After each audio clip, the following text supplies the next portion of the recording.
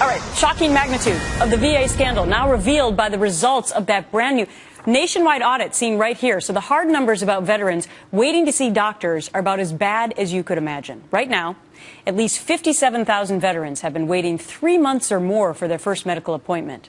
Another 64,000 who enrolled in the VA healthcare system over the past 10 years, they've never had appointments.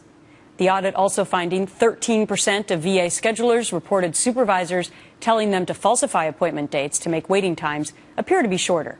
So the big question is, why'd they do it? Well, the audit says the folks they interviewed described a numbers-driven system with unrealistic performance measures, creating a highly stressful work environment that limits the focus on serving the veteran. Indiana Congresswoman Jackie Walorski is a Republican on the Veterans Affairs Committee, and she is my guest today. You know, when you hear that quote as to why they did this or what the motivation, it just makes you so angry, doesn't it? Well, yeah, and I think it's sad, Gretchen. I think that this report confirms what we talked about a few weeks ago, that there was a systemic problem in the VA, 57,000 people right now still waiting, and 112 additional facilities that have been flagged for further investigation. And one of those is in my state of Indiana. It's the Indianapolis Clinic. And I think that, you know, as we continue to root through this, this goes back to the issues we talked about before. This is early step 2 in a long process. We have to root out these bad actors. You know, they got bonuses too, Gretchen. You know, don't forget a lot of this stuff is wrapped around the incentive of making more money. Well, and then they admit that in this statement, a numbers-driven system with unrealistic performance measures creating a highly stressful work environment. Absolutely. I mean, so what does this say about government-run programs in general?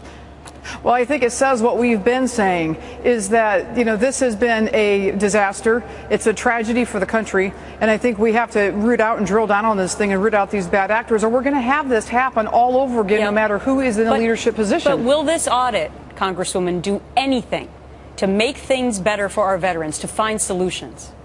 The audit itself is a document and a piece of paper that proves what we've been thinking. But Gretchen, there's been IG reports and GAO reports and all kinds of reports that match up with that audit that basically say the same thing over many, many months, if not years, which is there is a systemic problem. Somebody has to get to the bottom of it, and that's where the committee itself has jurisdiction. We have to be able to commit and focus on the oversight, keep politics out of this thing, and drive for solutions. And I'm not convinced, you know, I don't know if this interim leader we have, it's too early to tell if he's going to be able to root down to the level that this needs to be rooted into. I have no idea. He's brand new.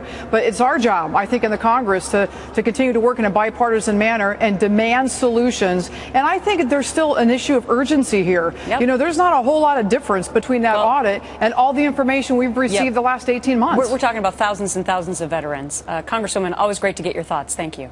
Thanks, Gretchen. Appreciate it.